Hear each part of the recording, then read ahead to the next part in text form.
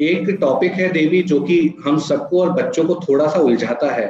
पता है आपको, जब आप संख्या जब सीख रहे होते थे, जब जीवन में 1 2 3 4 5 6 7 8 गिनती तो सीख रहे थे, लेकिन जब 1/2 आ गया था जीवन में देवी, तब आपको कैसा महसूस हुआ था? जरूर। तो ऐसे जब हम लोग गिनते थे तो हम लोग अलग अलग पोर्शन को ऐसे रख के फिर जब बच्चे थे तब अलग अलग पोर्शन को रख के एक एक करके गिनते थे, तो जी, उसमें भी बहुत मजा आता था। हम राजस्थान के अलग अलग जिलों में काम किए हैं। जब भिन्न की अवधारणा होती तो सबसे पहला उदाहरण पता है क्या होता है? हमेशा मैं भी वही लेता था, रोटी का। तो दो बच्चों में रोटी बांटनी हो, वो रोटी क्या है, मिड डे मील में भी मिलती थी हमें, वो करके भी बता सकते थे। और हम चित्र का एक गोला बना के बच्चों को आधे की अवधारणा स्पष्ट कर सकते थे। लेकिन अनफॉर्चुनेटली हमारे साथ आज बच्चे नहीं हैं, लेकिन हम उन्हें अलग अलग चित्रों के माध्यम से भिन्न की अवधारणा बता सकते हैं। अमरूद हो गया, सेब हो गया, तरबूज हो गया, केक हो गया। जब आधा काटते हैं तो वो आधा होता है। और जब आपको याद है देवी कि जब हम राशन पे जाते थे तो पाव भर दाल, पाव भर दही, इस पाव आधे का इस्तेमाल बच्चे अपने घरों में कर रहे हैं और वो उस अवधारणा से स्पष्ट होते हैं, उनको वाकिफ होते हैं वो। तो पाव के भी चित्र मैं भेज सकता हूँ। इसके बाद क्या करना है देवी? इसके बाद उनको अपनी किताबों में कार्य दे सकते हैं कि चलो पेज नंबर निकालो, इस पेज नंबर पे आपको कुछ चित्र दे रखे हैं और आप उसके सामने उस संख्या को भिन्न के रूप में लिखो। जब ये बच्चे करने लग जाते हैं तो यकीन मानिए कि जब वो 1/2 और 1/3 में, जब उन्हें महसूस होता है कि उनको लगता है कि 1/3 बड़ा है, ऐसा होता नहीं है, वो 1/3 छोटा होता है।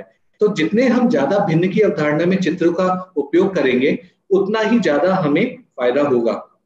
और मैं बता दूं देवी कि काफी शिक्षक साथी भिन्न में भी काफी उत्साहित हैं और उन्होंने अपने अभी जवाब दे दिए हैं। मैं भी उनको बोलूंगा कि आगे वाले चरण में कुछ सवाल आएंगे।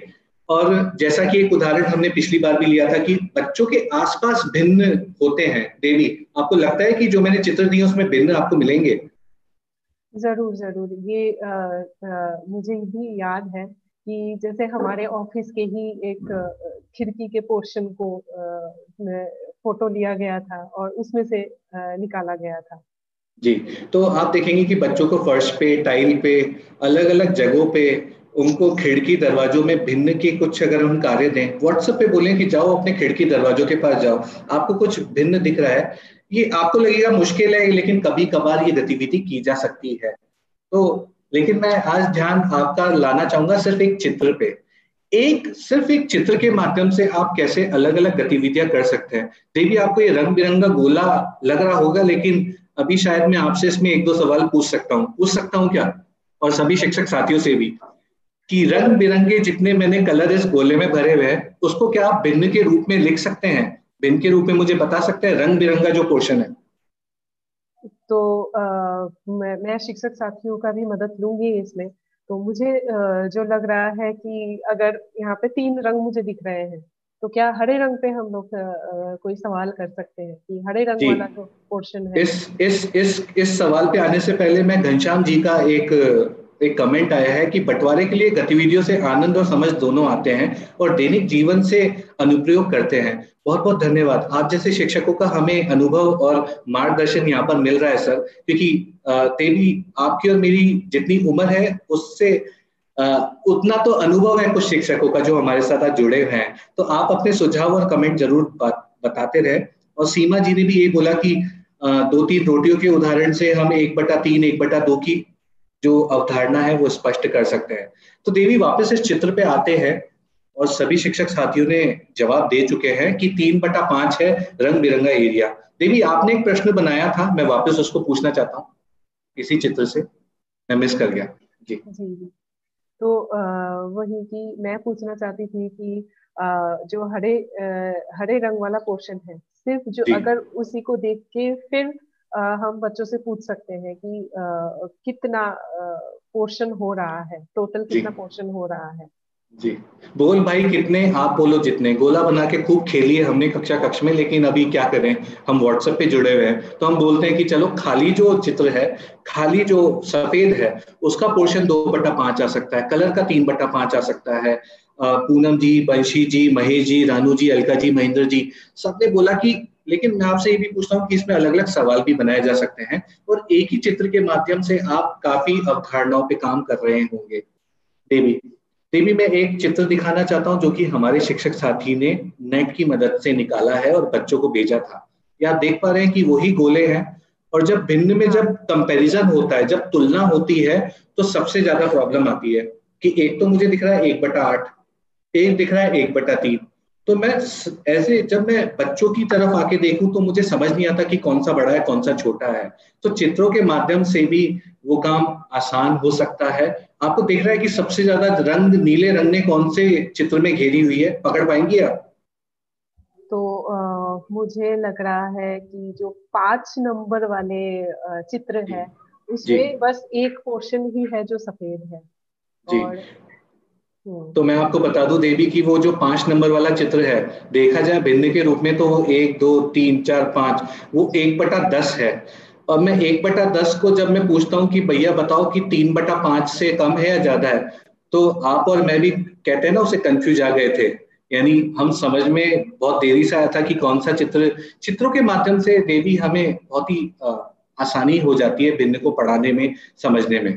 तो मैं उम्मीद करता हूँ कि जितने भी चित्र हैं हम कक्षा कक्ष में भी बना सकते हैं, हम कार्यपत्रक के रूप में भी दे सकते हैं। हम हम अपने स्माइल कार्यक्रम में भी ये चित्र का उपयोग करके बच्चों को दे सकते हैं। और एक और चीज मैं आपको बताना चाहता हूँ बीच में ही कि जितनी भी गतिविधियां हैं प्रज्ञान ऐप पे आपको अलग से मिलेंगी, जिसमें शिक्षक साथियों ने जो गतिविधियों का निर्माण कर रखा है। ये देखिए देवी, इसका उत्तर कुछ इस प्रकार से आया था, बच्चे ने दिया था।